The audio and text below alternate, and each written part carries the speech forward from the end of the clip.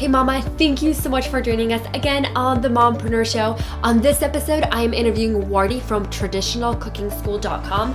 Now, Wardee has an incredible story on how she got started. Just like many of you have incredible stories, something happened in your life that you wanted to share with the world, and that's what she has. And it's very interesting, very empowering. And she also has a very interesting monetizing model, not very traditional in the blogger space. I hope you will stay tuned.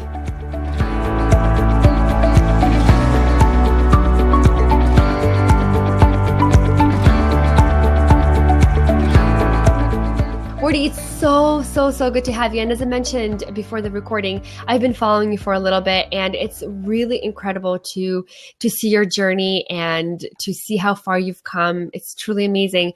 So I really want to talk to you about your journey, because I know that you have quite an interesting story behind why you started Traditional Cooking School. So I would love for you to share that with us.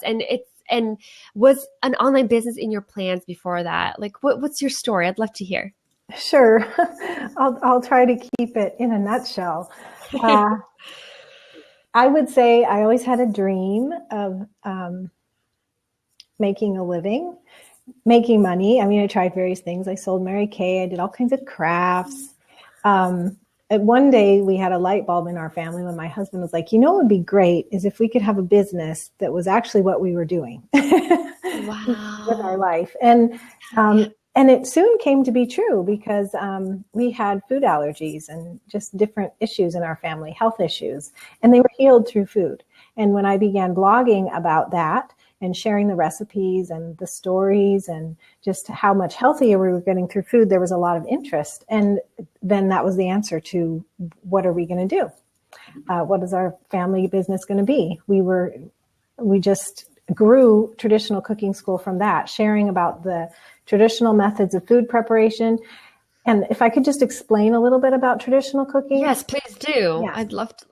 So traditional cooking is with whole foods, but you pay a lot of attention, whole quality ingredients, but you pay a lot of attention to how you prepare them, because some foods have things that might cause digestive issues or mineral depletion. And so traditional methods like sourdough or soaking or sprouting, they make your foods more digestible. And those were the things that made the difference for our health. And also with traditional foods, people might say, what do you mean? I don't want to spend a lot of time in the kitchen. Well, for a from scratch cook anyway, for people who believe in from scratch cooking, traditional cooking doesn't really take more time, although you start things earlier. Like you start your sourdough bread yesterday if you want to have it today. Or you start a pot of rice soaking yesterday if you want to have it today. Things like that. But it doesn't really take more time, and it can make a huge difference in your health. And so the time that these changes were happening in our family was a time of the real food movement, and even the small niche within that of traditional cooking was really blowing up on the internet. Lots of people were getting interested. Other people were having health crises like we did. And so people were really, really interested. And so I launched an online class on the fundamentals of traditional cooking, and it was received very, very well. And then Traditional Cooking School, we turned it into a membership continuity offering where we just continually add content. So our first class was fundamentals, and we are now we're done with our 10th class, and we'll be doing our 11th class. This is since 2010. It's been at the rate of 1 or 2 classes every year of just videos and print tutorials, step-by-step tutorials, of community around it where people ask questions and fellowship and visit. And it's very rewarding work. And it answered the question, wouldn't it be great to have a family business that we were actually living ourselves? We could turn it into a family business. That's amazing. So that's kind of it in a nutshell. That's incredible. Thank you so much for sharing that. Now I have all sorts of questions for you now. Sure. So I would love if you could tell me, I know that you have a sweet story about your son being born. I would love for you to share that, because there's so many mamas in here, and I know that some of them are struggling with the same. Sure. Well, our son is our third child, and this journey of ours of getting healthy really started when he was born. Even though our first child had gluten sensitivity, it just kind of all came to a head when our son was born, because he had eczema from day one, really, really bad eczema, painful eczema. And we didn't really figure out what his food allergies were for 2.5 years. But by the time he was 2.5 years old, it was all cleared up because of avoiding foods. And the sweet part of the story is that, we just ached for him for 2.5 years. And we had this son with just this itchy skin, and it just wasn't comfortable. And we'd lather him up with olive oil every night. And he'd have to, he couldn't play at the park because of whatever they spray on the grasses, or he'd have to wear long clothes in the heat, long sleeves and long pants in the heat of the summer. So we worked around it for so long, but at 2.5 years, we finally figured out his food allergies. And this was after pediatricians. We've had testing, and they said, oh, there's no food allergies. He's just going to have to live with it. And we said, we have cleaned up everything possible we can on the outside. There has got to be something he's eating. And it turned out to be eggs that he was allergic to.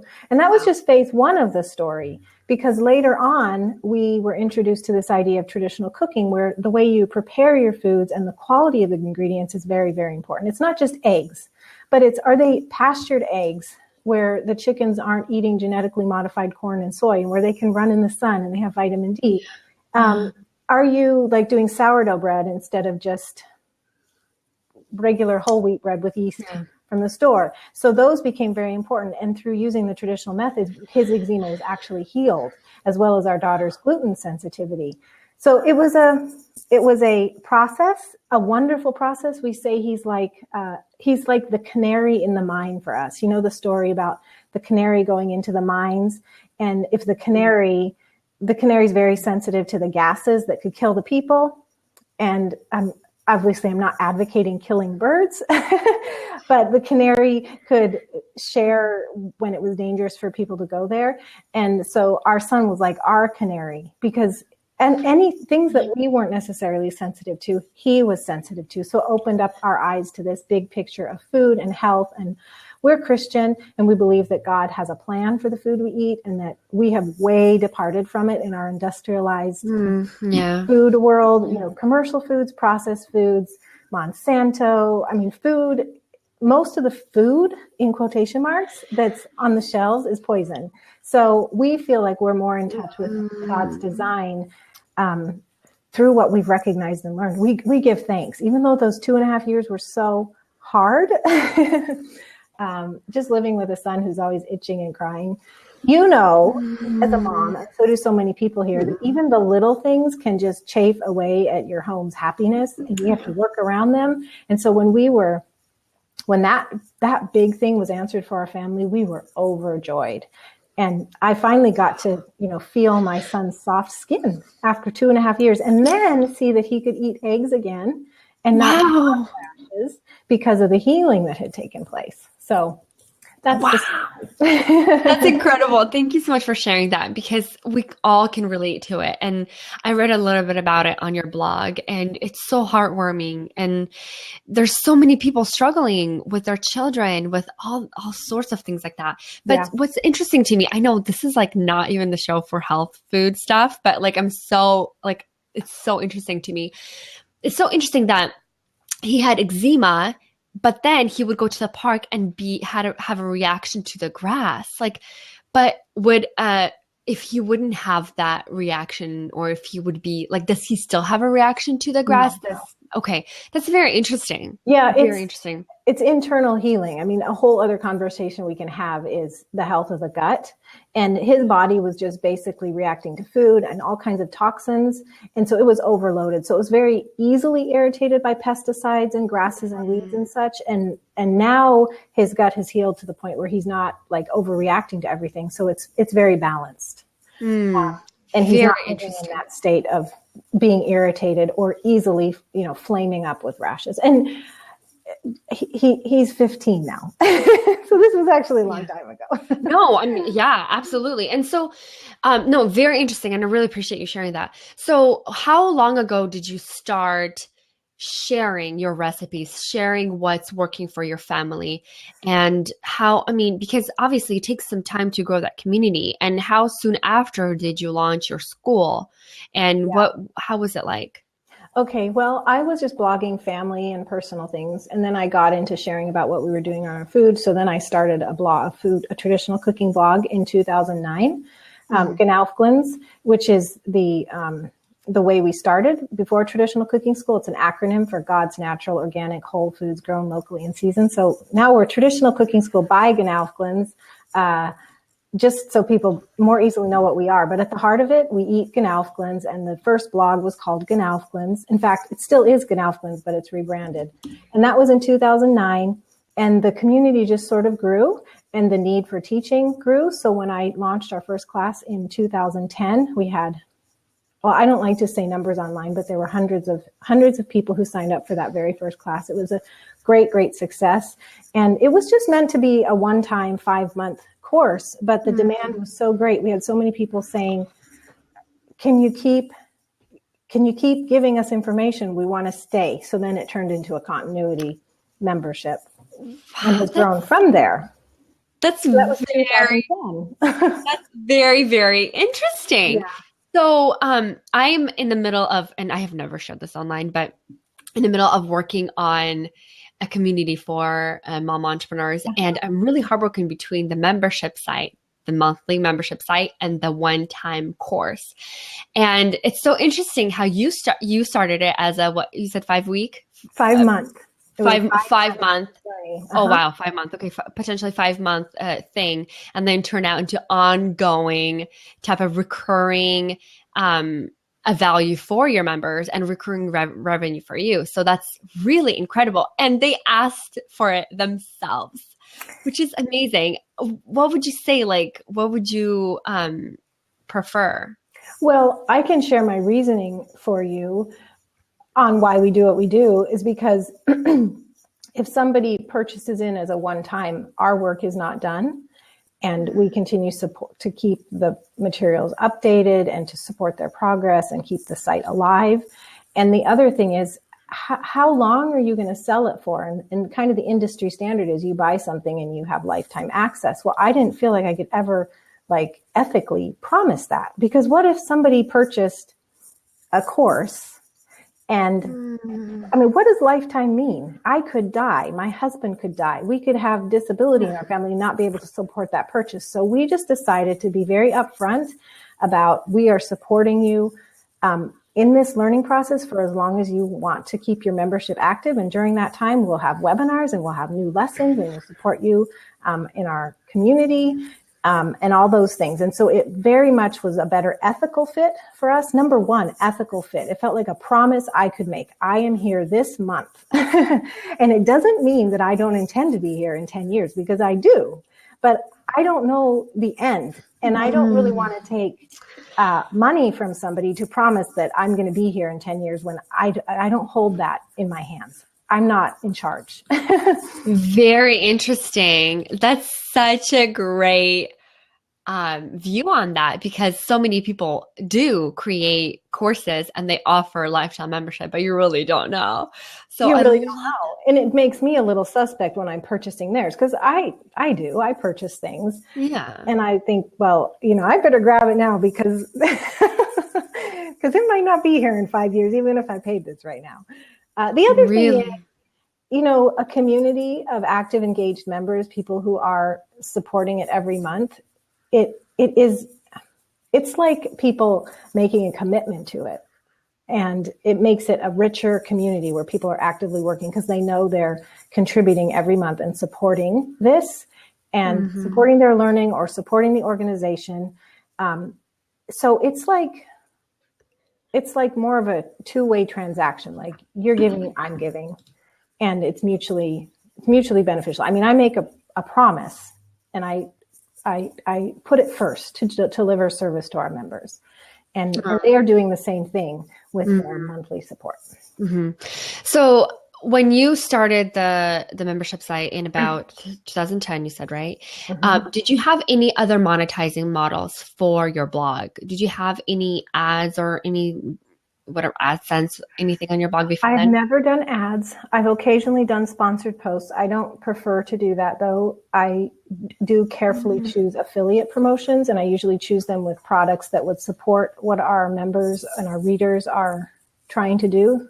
So I vet them carefully, and I'll make recommendations for other ebooks or other courses, like things maybe I don't cover because they're more specialized, like maybe gut healing. or books and resources that will help with their learning. So our monetization is number one, our membership, Traditional Cooking School, the materials and resources we do every month for members. And number two, affiliate offers that are carefully vetted to make sure they're a good match and the audience would want them. That's the model.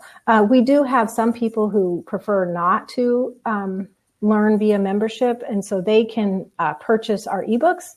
And ebooks are a compilation of all the individual PDF downloads of any class. So it's just compiled into one. So members actually often decide to purchase them because it's easier than downloading things singly. But it's also an a la carte option for somebody who's like, I don't need the videos or I don't need the membership, but I'd really like the information. And so then they get an ebook download. Very, very interesting. So the videos do not come with the PDFs. The ebooks, I do include, depending on which one, I do include a couple videos, but not the entire class. No, the entire class the entire class worth of videos has to be accessed through a membership. Okay. Very, very interesting. I love that you have the same content, but it can be delivered in many different many different ways. And which brings me to this question. You have been super active online. You're podcasting, you're periscoping, you're blabbing, you're blogging, you're everywhere. It's incredible. Like, I really want to hear, how do you balance everything? Do you have separate days for separate channels that you do? How did you decide? Do you see the return on investment? Sorry, it's a ton of questions at the same time. I'd love to hear. Sure.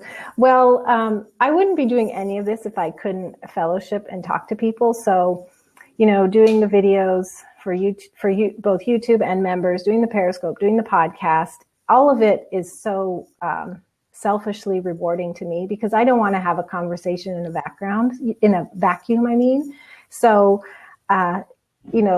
those things just really make me have fun with this to really enjoy what I do. When I started, I couldn't have done all this, but we're to the point now where we have quite a large team. Large wouldn't take qualification, but anyway, I have lots of helpers, both with customer service and social media and, some technical things. And then we have a really good crew of blog writers that do articles, 3 days a week. And I have a gal who helps me with, content and editing. So anyway, I couldn't be so active on social media and do so much interaction with readers and subscribers if I didn't have the help. So really that is the key to balancing. And as far as our family and whatnot, it is a full-time job for me.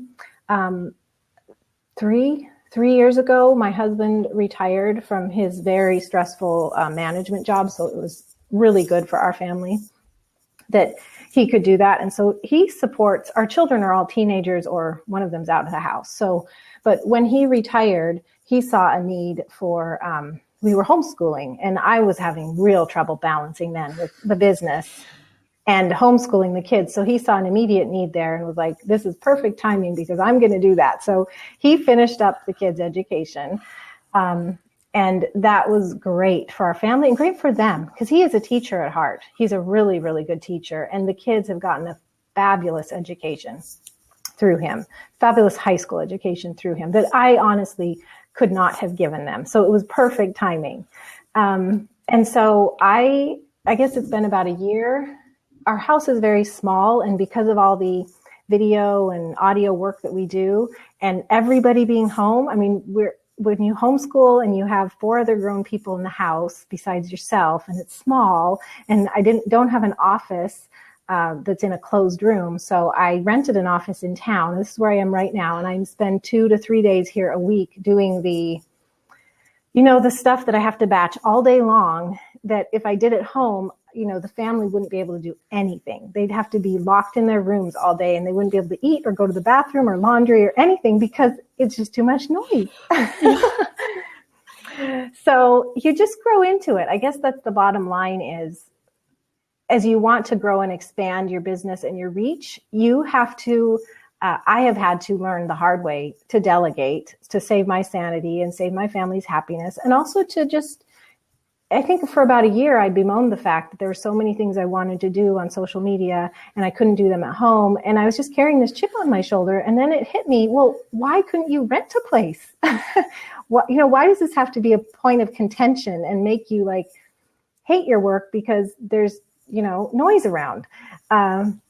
So I started looking around, and this place where I am is fantastic. It's downtown Roseburg, Oregon, and it's a second floor of a renovated building that is shared by other entrepreneurs.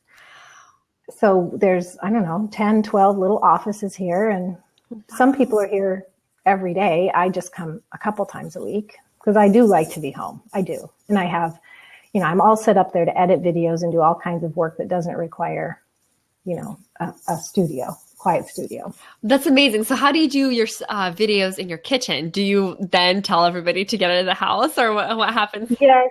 It depends on what the strategy is for the video, because a lot of videos I do voiceovers and describe, but the actual demonstration is just my hands. So the family doesn't actually have to be quiet because I have the camera on a tripod just looking down or looking at the stove or whatever I'm doing. So it catches the action, but I don't ever intend to use the sound.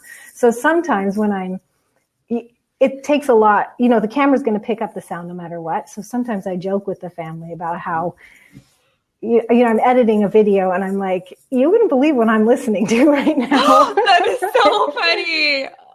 So like my husband's like preaching and it's this, this really strong Bible lesson, or the kids are like, they're really good kids, but everybody bickers a little bit. So there's a little bit of tense conversation in the background. But it never makes it into the member videos. Oh, wow, that's so funny. I cannot even imagine how what that would be like for me to, because my kids, I'm like, my mother-in-law's with them reading them stories right now, but my other son was just in here. I'm like, well, yeah. Some things you just, like, your people actually want to see your life, so it's okay. They don't expect perfection. For years, well, see, I do my own video and I have my camera on my tripod. And occasionally when I need a helping hand, I'll ask my son because he's kind of gifted and interested in that. And I'll be like, Micah, can you hold the camera right here? Because I need this angle. And so he'll do it. We'll do a couple takes. But for the first couple years, I think I got this feedback from members. They were like, we really want to see the person behind the camera. It must be your husband. But it's like this whole other side, and we just really want to see like what's going on over there. Oh my goodness! So, and I had to say, it's a tripod. He's not actually behind the camera. That's so funny. So, do you get that a lot from members? That they want to see the behind the scenes of your life. Yeah, I do, and I don't reveal it that often because I am a very private person. But I've done a kitchen tour. This was years ago, a kitchen tour so people could see our whole pantry and everything. That's just for members. I've done an office tour of this building right here, and I gave that to our members. So yeah, I show some things behind the scenes, but I do prefer to be private. Of course. And I love that you balance that so well. I try. That's awesome. Wardee, your story is so inspiring. And I love that you brought on a totally different monetizing model for our listeners, that, you can monetize by giving some value and instead of running ads on your website. So that's very, very helpful. I really appreciate that. So do you have anything else to share? And while I ask members if they have any questions, you guys, if you have questions, please type in a question mark and then type in your question, and we'll finish up in just a few minutes. Yeah, so I think Natalia's just saying she loves the thing I just said. People don't expect perfection. And I guess I would just end with encouraging everyone who's on this path or a similar path of entrepreneurship that don't be afraid to fail, because I fail every day, but you only get better if you have things to learn from. And failures teach us much more than successes. So whether it's a video or a podcast or whatever, it's so important to be yourself and to try hard. Just give it your best. Your best isn't perfection. Your best is your best, and it's who you are. And that goes That goes so far, just with the relationship. I mean, relationship is the most important thing that you want to build with your community. And if you want to monetize it, it does have to be a relationship where the people trust you so that they're willing to support it with, what you recommend or the services that you provide. That is the end goal, I think, of everyone here. And it unapologetically, that is my end goal, is to have a life worth living where I'm helping people and it's a mutually beneficial transaction so that we can continue to do the things we do and don't have to, make money elsewhere. So I just love it. And I feel so blessed that we're able to do that. Thank you so much. That was really, really powerful. Thank you so much for sharing that, for coming on. I know you're very busy, so spending time with you was really, really such a treat. We hear. For me too. Thank you so much, Wardee. And I have a question here from Nina. Nina says, I feel like I would be afraid that nobody would want to be a member at my membership site. Have you felt that way? Yes, I think we all have those doubting moments. I probably feel that way every day. Like, why? I don't get it. Is this all going to go away tomorrow? But I think you have to focus on how you can help people and what you can share. And if you are serving people and if they are valuing what you're teaching or showing them, that's the common denominator that brings you together. So you don't think about it in terms of like you're insecure or you're not perfect. Think about it in terms of a value exchange. You are offering the best of you, what you can teach and what you can show. And if that's good and valuable, you don't need to doubt it. You just need to, work at it. And don't expect an overnight success. There's no overnight successes. There's 10 years of learning your craft behind being successful. And me, I chip away at it every day and I try to grow every day. And it's a slow process. And every one of us has goals, whether you're at the very beginning or you're 5 years into it, you still have goals to reach for. And that just takes chipping away at it. And that means chipping away at your doubts. For sure, because they hold you back more than anything. That's very interesting. Wardee, thank you so much for answering that question. Now, I have a follow-up question. So when you had that idea of creating that 5-month-long course, how did you make sure that that's exactly what your readers wanted? Right. Did you do like a test? I didn't. Questions? Like, did you survey your audience? No, I didn't. I know that's controversial. People say survey your audience. I've come to see that the best survey is when people put their money down on what you offer. And for me, I was a couple weeks ahead on that class, a couple weeks of content. I had it all planned out. So I knew that I could fill it and I'm really good with deadlines. So there was no problem with me filling it. But my survey was, this is what we're going to do. Do you want to buy it? And hundreds of people wanted to buy it. So that was my that was my survey. It wasn't the survey you're asking for, but it was a survey. It was a buyer survey, a pre-order. Before that, I had a good feeling about it because I was blogging about it and we were getting lots of readers and lots of questions and even people saying, could you show me more? So it seemed like it would go, but I didn't know, of course, until it went up for sale. Very interesting. Very interesting. Thank you so much. That gives me, and I hope a lot of viewers, some ideas and some things to implement. So Wardee, again, thank you so much from the bottom of my heart for joining us. It has been a true pleasure, and I hope to chat to you again soon, okay? Okay. Have a wonderful day. Bye-bye. Bye-bye. Wasn't that incredible? Wardee is such an inspiration to us moms. She is such an inspiring mom and entrepreneur, and I hope that you enjoyed this episode. I hope that you will join us live next time every single Monday at 10 a.m. Pacific, 1 p.m. Eastern, and please join us in the conversation. It's a live show that happens every Monday, and we all get together and we interact in the chat box, we ask questions, so it's a very collective interview. I hope you will join us again at 10 a.m. Pacific, 1 p.m. Eastern every single Monday. I'll see you next time.